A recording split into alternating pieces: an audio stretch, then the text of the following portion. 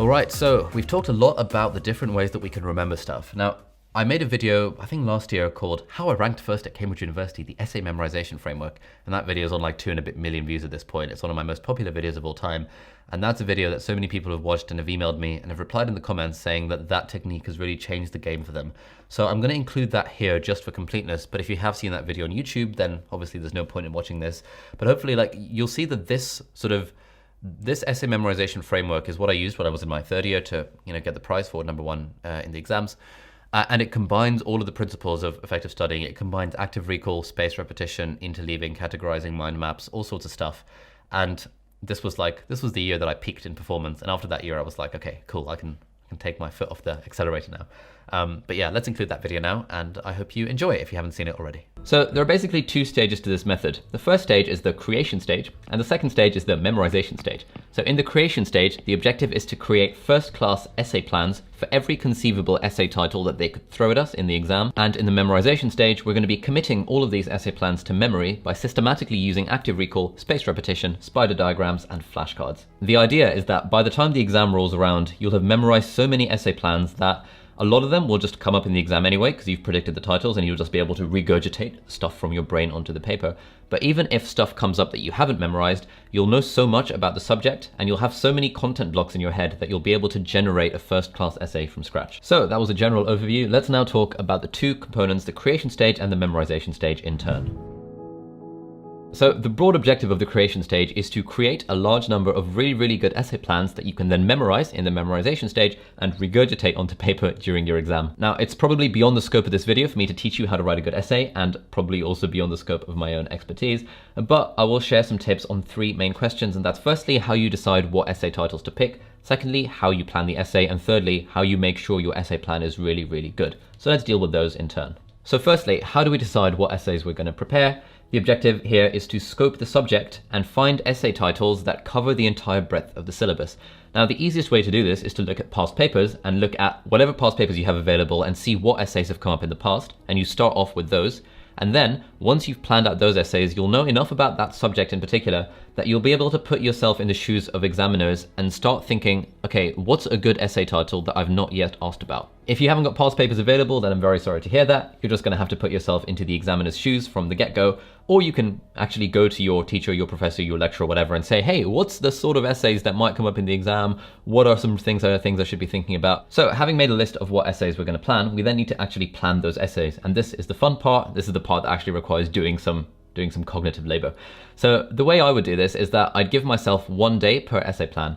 So in the first term of uni, I was a slacker. I only made like 5 essay plans. In the second term, I made about 10. And then in the Easter holidays, I really ramped it up and made about 35 different ones. And the way I'd do it is that I'd start off with a question. So for example, do animals have a theory of mind? And then I would use Google to get as much information as I can about that particular question. I would ignore the lecture notes initially, and I would ignore the recommended reading. I'd start off with Google because Google is like a really good way to find the answer to any question that you want. And often I'd be linked to review articles and review papers, and I'd be reading through those review papers. Oftentimes the review paper would directly answer the question, in which case I've pretty much got my essay. I just need to turn it into my own words. But a lot of the time I'd be following references from the review paper. And then once I'd created my essay plan, I would then look at the lecture notes and the recommended reading. And this meant that a lot of my material was hopefully more original than everyone else's, because most other students would have built their essays based around the lecture notes, whereas I was building my essays on a random Google search. So I would start off by creating a research document on that particular topic and pretty much copy and paste every relevant bit of every paper I could find. So this is my 10-page document about theory of mind. I've copied and pasted various bits and rephrased various bits. And very random. I don't even know any of this anymore. This is, and I've included links at the bottom to where I got the information from, so if I need to return to it, I'll be able to find it again. And then once I've got my research document, I spend the next few hours planning out the essay and actually writing it out properly. So here is my plan. Is theory of mind a useful concept for understanding social cognition in animals? And yeah, I've got an intro, I've got a preamble, I've got subheadings, I've got evidence. And I've basically taken all of this from these various different resources, from books, from the review papers, from the lecture notes from Google, and I've consolidated them into this one essay that I'm ultimately going to memorize. And as you can see over here, I've pretty much done this for everything within my subject. So this is section B, comparative cognition, which is all about the thinking of animals. Can animals plan for the future? Causality, cognitive maps. The convergent evolution theory of intelligence. Do animals have a theory of mind? Is a theory of mind a useful concept? And you can see here, I've written Anki beside them, which is a foreshadowing as to what's going to come later in this video. So now we've done our research document, we've planned this essay, we've pretty much written it out based on our research document, and we've only given ourselves one day to do this because of Parkinson's law, that work expands to fill the time we allocate to it. But how do we make the essay plan actually good? A lot of things go into a good essay plan, but in my opinion, there are three things that count. Number one, structure. Number two, actually answering the question. And number three, having a bit of flair, a bit of spice that you're sprinkling in your essay plan. And I think the introduction is the most important part of the essay, because in the introduction, you can signal to the examiner that you're doing all three of these things. And when the examiner's marking your paper, they're probably really bored. They've read hundreds of these scripts already. You want to hit them with like a really legit introduction. So here's an example of an introduction from one of my essays about whether judgment and decision making is cognitive, i.e. logical, or affective, i.e. emotional. So I've written that the historical view in the social sciences has always been that judgments are based solely on content information, with individuals being assumed to form judgments by systematically evaluating all available content information in an unbiased manner. Oh my God. However, over the past 3 decades, a considerable amount of research has challenged this assumption by showing that judgments may be formed not only on the basis of content information, cognitive judgment, but also on the basis of feelings, affective judgment.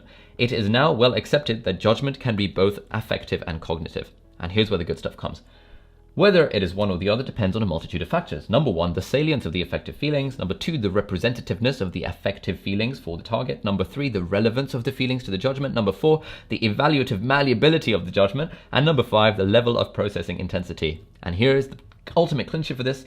I will discuss these in turn and ultimately argue that generally speaking in day-to-day life, the circumstances are generally those that result in affective rather than cognitive judgments and decision-making. So, if we can disentangle all the verbosity from that paragraph, what I've done is I've laid out the 5 main bits of the essay in terms of structure, and I've used numbered points for that rather than just a list, because numbered makes it really, really obvious to the examiner that I've got a good structure.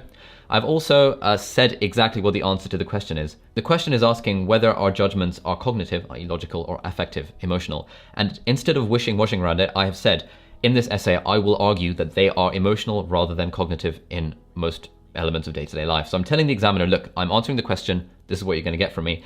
And finally, I've added a little bit of flair, hopefully with this stuff about the historical context. I probably got that from a textbook or from a review paper somewhere, and I've probably phrased it into my own notes. And obviously this is just my plan, so in the exam, I won't quite be using it word for word. So it's absolutely not plagiarism. It's using, useful resources to create a bit of flair by adding a bit of historical context. So hopefully this introduction covers all 3 points: structure, answering the question, and a bit of flair. Now I'm going to leave it at that for this section of the video. Obviously, there are entire university courses and entire books and stuff devoted to the art of writing a good essay.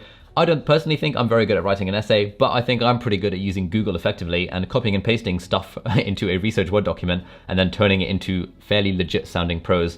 And then I think I'm pretty good at systematically memorizing all that information. So if you want to know more about how to write an essay, how I write an essay, then let me know in the comments and I'll maybe try and do a video on it if I can kind of break down the process a bit further. But now let's talk about stage 2 of the process, the memorization stage.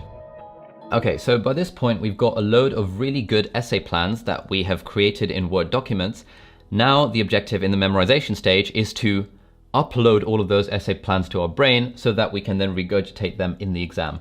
And we're going to do this using 3 main techniques. Number 1, Anki flashcards. Number 2, spider diagrams. And number 3, a retrospective revision timetable. So again, let's talk about these in turn. So firstly, Anki. And I've basically used Anki flashcards to memorize every paragraph in every essay plan. And this might seem a bit overkill, but it worked for me.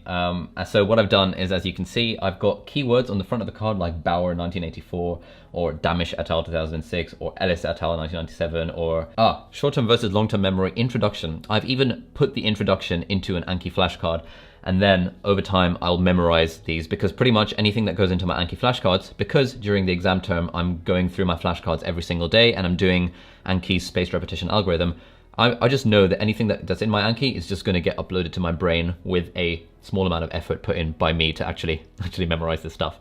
So yeah, I've got the keywords and I've got the content. So basically, if I've put a paper Russell and Fair 1987, I'm describing in the Anki flashcard what that paper shows, which means that overall I create these blocks of content that every Anki flashcard is its own little block, and that block can slot into my essay that I've planned. But also, if a weird essay comes up that I haven't explicitly planned, I'll still have all these blocks of knowledge in my head. And that means if there is a paper that's relevant, I'll know what it is. I'll know what the reference is, I'll know what the content is, I'll know how to describe the experiment, and I'll just be able to put it into even new essays that I'm writing on the spot in the exam. So that's all well and good, but obviously knowing Tversky and Kahneman experiment from 1974 or Musweiler and Strack from 2000, those things aren't that helpful unless you can also associate them with their own essays, and that's where the spider diagrams come in. All right, so the second prong of the memorization stage of the essay memorization framework involves spider diagrams, and this is the book that I made all my spider diagrams in.